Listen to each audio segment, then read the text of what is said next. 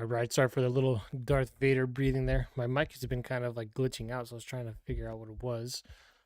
But here we go. We are at Movie Review Live. This is the third one that I've done. We are in the first week of May, or first weekend of May.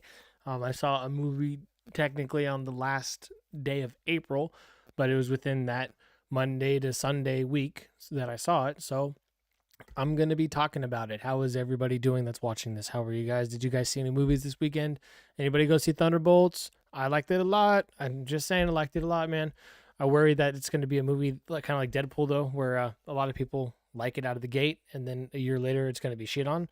I hope that's not the case because I still love Deadpool 3. So we'll see what it is. But yeah, I saw three movies this week. I saw Until Dawn on Wednesday, and then I saw Thunderbolts on Thursday, and then I saw The Surfer on Saturday. So I wanted to get another one in there, but it wasn't playing on my theater aside from Thursday night, and that would have been the only time for me to see it. But I saw Thunderbolts instead, so I'll try to get out to see it, or I'll see it on digital or something like that.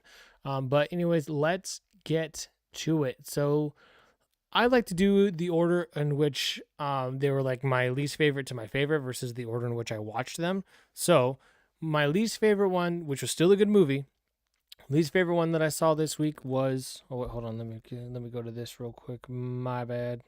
Sunday week. All right, cool. Just wanted to make sure that I could hear myself on there, and then we're all good there. Okay, cool.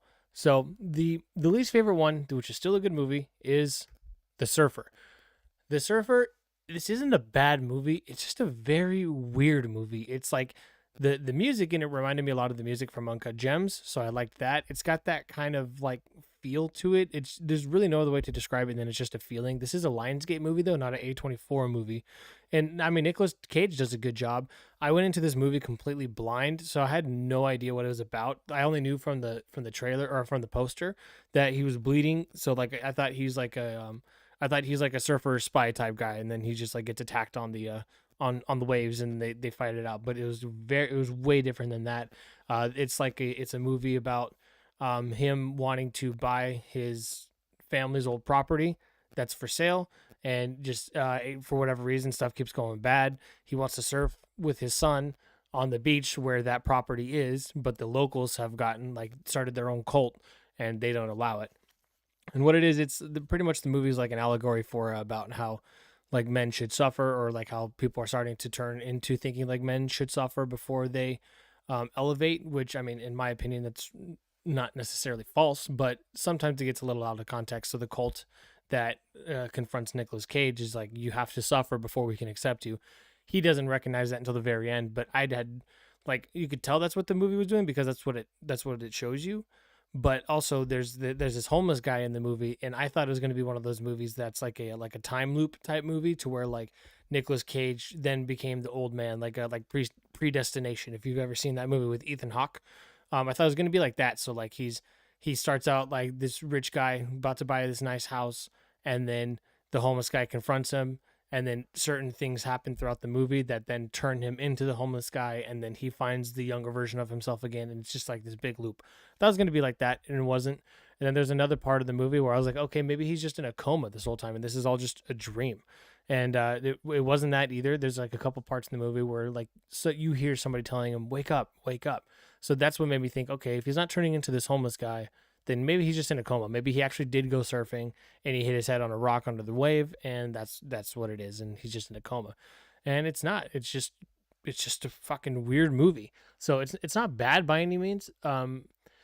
If you can't handle the weird sensibility and weird style of movies, this movie will feel very long to you. It's only like an hour and 43 minutes, but I can see how someone will walk out of it thinking like, oh my gosh, like this was like an hour. This movie is not for everybody. I'll leave it there for sure. But I mean, I liked it. It wasn't my favorite of the three that I saw. The other two surprised me quite a bit. This one didn't necessarily surprise me, even though I went in blind to it. But I did like how going into it blind kept me thinking about it. So that was that. The Surfer. I'd give it like a 7.8 out of 10. It's not bad. But it's not like gearing towards great. I don't think anyways. This definitely falls in line with like the weird movies that Nicolas Cage has like kind of adapted into over the last like 12 years. So with that is The Surfer. Again, 7.8 out of 10. Not a bad movie, just a weird movie. Up next, we have Until Dawn, the movie based off the video game. I didn't play the video game in full, so a lot of people don't or haven't liked it that played the game. I didn't play it in full, so I don't have anything to like or dislike. I had played the game just enough to pick up on some similarities. So like the guy at the gas station when they first are driving to him, that's the guy from the game, and I was like, why does he look so familiar? And then he walks in after like the third death or whatever, and then I was like, oh, okay, that was him. Cool. And then the cast understood what they were supposed to do. They understood that stuff was going to get weird. They understood that stuff was supposed to be scary but also funny. And I feel like they did a good job. There's only, I would say, like there's very minor moments where the acting's like, okay, bro, like this acting kind of sucks. But other than that, I feel like they did a really good job. I had a lot of fun with this movie. This movie reminded me, I thought it was going to be a little bit more of, but it kind of reminded me of a version of Ready Player One, but for horror movies. So they just bring in elements from a bunch of different horror movies, and kind of just like how Ready Player One brought in a bunch of different elements from sci-fi movies. So I thought that was interesting. I think they had 13 nights is what it was, and I thought they were gonna go through all 13 nights, or I thought each character was going to have their own individual 13 nights, so everybody's 13 nights is going to be different. I think they had a total of 4 in the movie where they were all together, but then they on like the last night they had found out like, oh, okay, like this is the last night, but we think we've done a different amount, so we don't know what's true or not. So they just have to go with it until they check the book and then see that it's like the last one. But I thought each character was going to sign the book, and then like once they got to 13 on one person, they'd be like, okay, you just like don't do anything, fall asleep, and then we'll do the next ones and then go down like that. But they didn't do that, so I was expecting to see a little bit more of each night instead of just like the 4 main nights, and then like a was a montage of the other nights through a camera phone. But it wasn't bad by any means. David F. Sandberg, he's a great director. I thought he did a good job with this, and he had a fun little cameo in it. And at the end of the movie, it excuse me, it alludes to the video game, so it sets it up for a prequel, and then which I would be down to see. I would hope they would greenlight it like this weekend. So I'll check on the box office in a little bit on it, but I liked it a lot. I would give this one. I would give this one. I'm not a big horror guy. I would give this one like an 8 out of 10. I thought I had a lot of fun with it. And then in first place this weekend for me personally was Thunderbolts. This movie was so much fun. I had a great time with it. It was like the first Marvel movie in a while that I walked out of it and was like, okay, I would go buy the ticket for the next showing right now. The last time I did that was Deadpool and Wolverine. Now, to be fair, that was like 8 months ago, and that was the only movie that they did last year. And I actually did do that with Deadpool and Wolverine. I saw it 3 times opening night, but even before that, I can't think of one where I walked out of it and was like, oh, okay, like yeah, let's go see that again, like right now. Probably Spider Man, but I don't even know. I Spider Man for sure, but that was what 3 years ago now. It'll be 4 years this December, right? So that's pretty crazy for Marvel movies. Typically on Marvel movies, I would like as soon as I got out, I'd want to go see it again. So I'm glad that feeling came back to me this time. I like the camaraderie between the cast. They had everybody had their moment to shine, especially Taskmaster. W dead. I'm just kidding. I kind of wish that she would have died by Sentry or Bob instead of dying like in the first act, but it's okay. Everybody knew that she was a pretty hated character in the Black Widow movie, so it made sense for them to kill her like that. John Walker, he's the guy you love to hate. He's a lovable asshole, and they dive deeper into like his psyche. They deep dive into everybody's psyche in this movie, except Bucky. He probably has the least amount of it that they do because we know it. We know it from the TV shows. We know it from the other bajillion movies he's been in, so they didn't really need to. Before and I guess after a lot of people have been complaining about Yelena being the lead, I think it fit. I think it made sense. And I wanted Bucky to be the lead of this movie too, but in the movie itself, when you're watching it, you recognize, okay, like it makes sense he's not the lead of this movie. He's the glue to this movie. So Yelena's the heart. I would say probably the heart and soul. Maybe Red Guardian could be considered the soul if Yelena is considered the heart, and Bucky's definitely the glue. He had anytime he comes on screen, you're just like fuck yeah, this is the Bucky I know. And then so especially in that scene in the trailer when he blows all the tanks up and then gathers them all together, it's just a cool scene, and he just does cool shit. And then Lewis Pullman, he did a really good job acting like a guy that's confused, doesn't know where he is, but is also sure of himself, but also has very dark moments and things like that. He did a great job. He's definitely the standout of the movie. I would say him and John Walker, White Russell, they're the two like major standouts in this movie. So in the Falcon Winter Soldier, didn't like John Walker at all. Thought his character was stupid. I'd rewatched it recently and liked it a little bit better, but still just didn't feel necessary. And I like him a lot in this movie, and I can't wait to see what he does next. And oh man, that post credit scene, the post credit scene, I guess, that's juicy. I like how they set it all up with going into Doomsday and Fantastic Four. Like we essentially know how the end of Fantastic Four is going to be now, but we kind of already all knew that anyways. So I'm glad that they put this in there, just like a straight shot to Doomsday. So now it makes me even more excited to see the post credits of Fantastic Four. So that was a lot of fun. They have the whole new Avengers team. There's a scene where they're like driving to the mission and they're making fun of John Walker's helmet, calling it a hat. In his new outfit, they actually give him a hat. Bucky's got the longer hair again, but like longer than what's in this picture. And long hair Bucky's best Bucky. And then Yelena, her hair's growing out a little bit more too, so she's looking sexy again. Red Guardian, he's just there. He's funny. And not Taskmaster, Ghost. She's pretty stagnant throughout the whole movie. They dive a little bit deeper into her, but not too much. Like we got most of her backstory in Ant-Man and the Wasp: Quantumania, so it just like there's not much for her to do, but she's a lot more talkative, which is good. You kind of get to know her personally in these movies and in that post credit scene, and it's a long post credit scene, and it's so they got the new Avengers Tower, the new Avengers team, everything like that.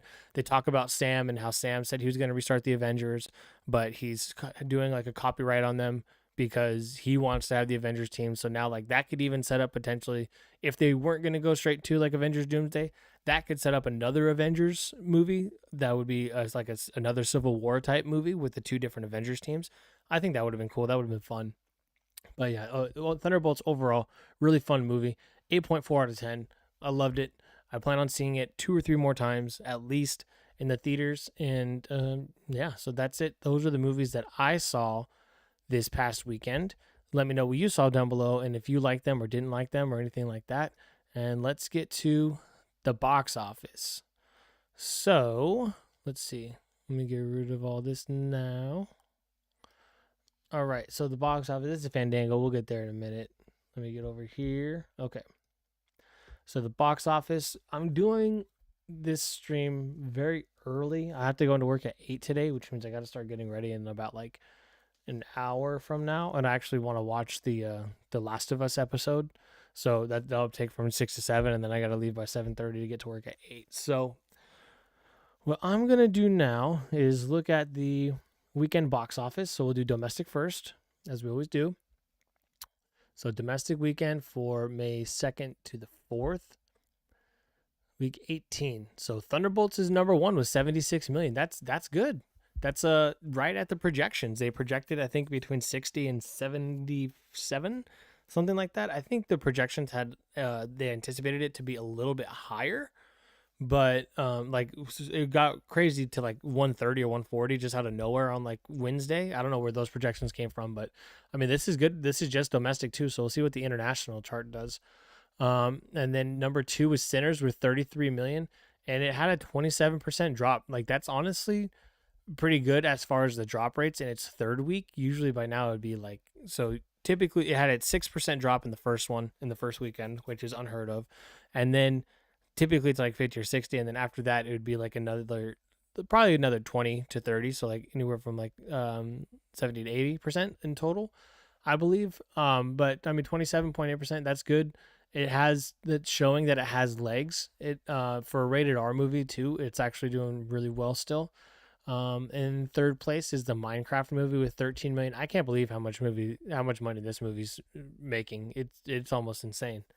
The Accountant 2 in fourth place, so The Accountant 2 in the top 10, or I'm sorry, the top 5. So that's awesome. We'll get to the whole not just international but worldwide numbers in a minute and see how much it's made. And then Until Dawn in fifth at 3 million. So all right, see that had a 52% drop. That was its second weekend and it had a big drop. So it's probably on its way out. I don't see it. I mean, unfortunately, I don't see it making past the month of May in theaters. I think it should. I think all movies should stay in theaters for at least probably 70 to 90 days. Just because there's people that are sometimes they see everything and they're like, hey, well, you want to go see something again? Or maybe they didn't see it and they're like, all right, what's out that we haven't seen? And then they'll go see it. So It won't make it past the month of May, I don't think, to until it goes to digital, but I wish that it did. Number 6 is The Amateur. Yeah, that one's fallen quite a bit. 7, King of Kings. Okay. And that's on the top 10. Warfare, number 9. And the unknown title. What the heck? The Surfer, man. The Surfer made no money. The Surfer didn't even make $700,000. I hope. Let me see how much that movie costs, because that's not good. Let's see. The Surfer 2025. Um, what's it called? I can't think of the word right now. Sorry. How much did The Surfer 2025? Well, I could just put cost. Okay. So the movie The Surfer. Okay, let me do this. The Surfer, Nicolas Cage movie cost.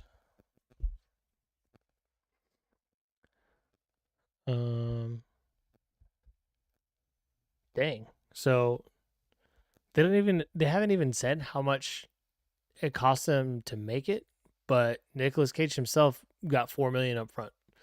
So that's kind of crazy. So they got to make a lot more money to. They got to make at least 10 million to break even for freaking Nicolas Cage's, or yeah, for Nicolas Cage's salary. That's wild. That movie's not gonna make that. Okay, back to here. Snow White. Where did? There's no way that did. Whoa, what the heck? Check this out. Captain America: Brave New World had a positive 497% rate. Did a lot of people go see Captain America after Thunderbolts? Did they go see Thunderbolts? We're like, oh, cool, we like that. Let's go see Captain America if it's still out. That's kind of crazy. And no Star Wars, huh? Did Star Wars was still in the theaters? Where did that go? That's weird. But okay, so then let's check. Let's check worldwide. I don't do just international by itself. Well, okay, we could try. Japan, Germany. Okay, so Star Wars made money on Germany. Oh, wait, that's April 24th. What? Okay. Worldwide. Going back to that. Make it easy. Nisa 2 still up there for some reason. The worldwide box office. So Captain America is at 414 now. That movie's just lost money. Okay, so look at this. Thunderbolt, 76 million domestic and 86 million foreign. So it made $162 million its opening weekend. That's fantastic. That's good for them. That's where those crazy projections ended up being. Unless they were projecting domestic would make 160, but I don't think so. But that's good. I believe that's above what everybody thought it was going to be. It's already made almost half of what Captain America 4's entire run made. So that's dope. Go see Thunderbolts. Definitely go see it. It's worth it. All right, Star Wars made another $52 million this weekend, so that's good. Domestic, it made $34 million. So why wasn't that in the box office ranking? I'll check that out in a second. Foreign made another 18 million, so 52 million on top of the 45 million from last week. So that movie's still making money. Let me go back here to domestic real quick because Star Wars should have been. Oops, domestic weekend. So Star Wars should have been number 3 if it made $34 million domestically. So that's a little weird that's not in there, but whatevers. Okay, so back to international, or I'm sorry, worldwide. And then let's see, what else? Yeah, all right, cool. Until Dawn made $34 million worldwide. So it made a little bit more in the foreign. It made about $6 million more. That's kind of that's good. Usually the international audience is like the horror movies a little bit better. But all right, so that's the weekend box office for whatever reason. I don't know why, but domestically, Star Wars should have been number 3, and just Box Office Mojo didn't report it. Also, this is an earlier stream, so these might just be projected numbers and not official numbers. Usually, I do this around like 9 o'clock, so that probably makes a difference as well. So hopefully next week I can get back to doing the 9 o'clock ones.